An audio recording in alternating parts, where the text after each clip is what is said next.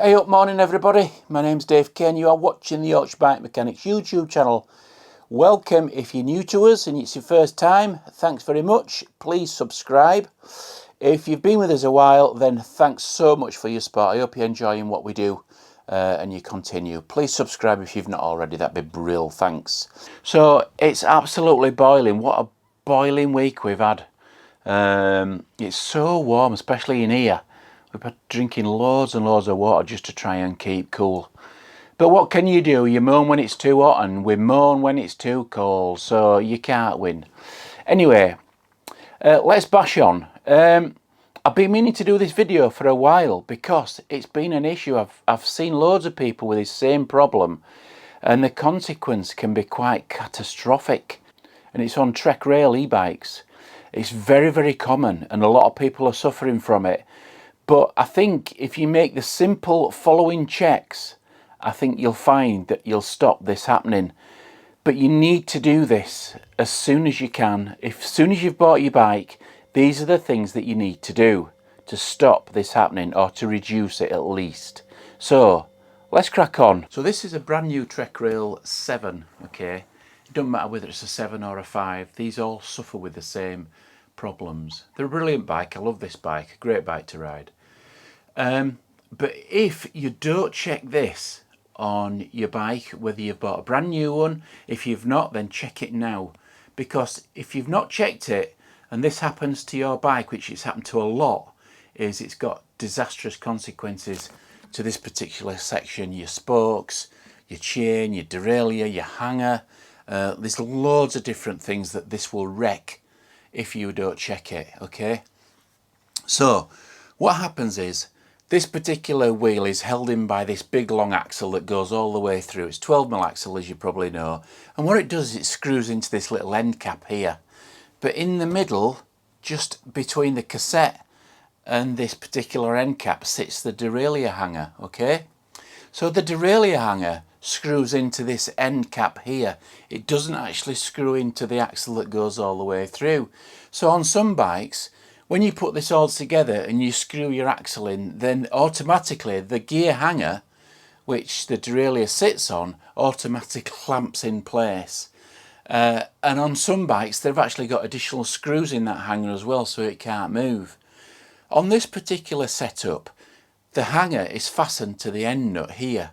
So no matter how hard you tighten this bolt through here, it's not going to securely keep that hanger from moving. So what we'd do basically is let's simulate what happens.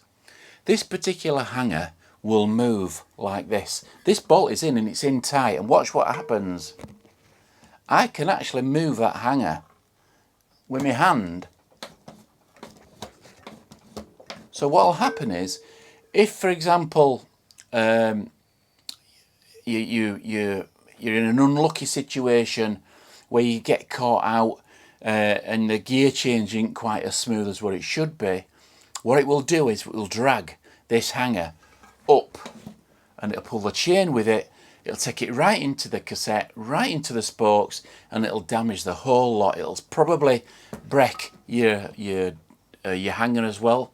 This particular hanger is made out of plastic, okay? So it's not particularly strong, it's ABP. So you will probably need to replace this hanger as well. So let's take it to bits and we'll see where we are with it. So let's take this wheel out. Okay, we'll just pull it out. There's no chain on it, so we'll just put that to one side. Okay, and we'll show you this. So let me bring my camera around. So you can see this is a plastic gear hanger on the end there, and you can see it moves up and down. Now that should actually be solid.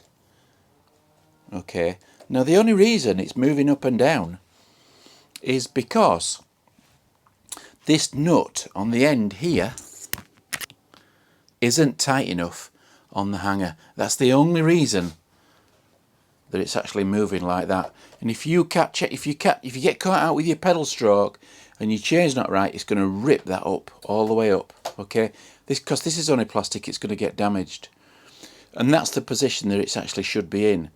So as soon as you buy your bike out the showroom or out your bike shop or wherever you bought it from, or even if you've got a second-hand bike, if you've not checked this yet, check it.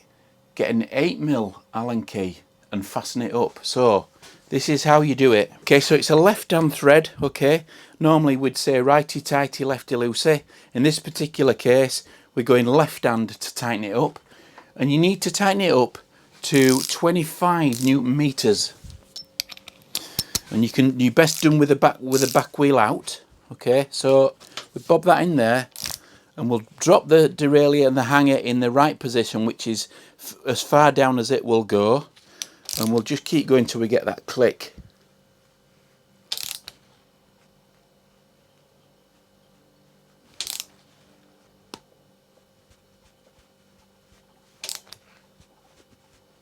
That's it.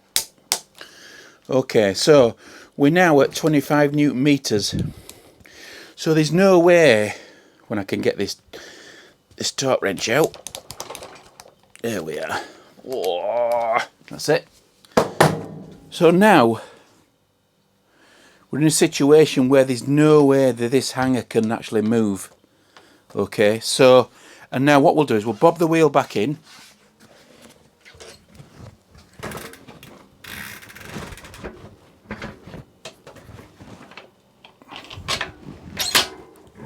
And we can safely tighten this up, the axle,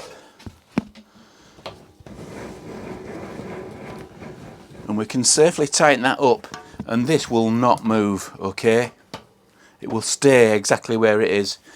But this is the problem that a lot of people have been having, and this is why you end up with a disastrous result of catastrophic failure of your wheel, your cassette and everything else. And I've seen it loads. So get an 8mm spanner, check that nut there, take your wheel out, check that nut, tighten it up to right torque, put your derailleur in right position, tighten it up, and you won't have that problem. On that note, I'm going to leave you and make sure that you check that nut on the end of your wheel. It'll save you hundreds of pounds. So, toodle pip, bye.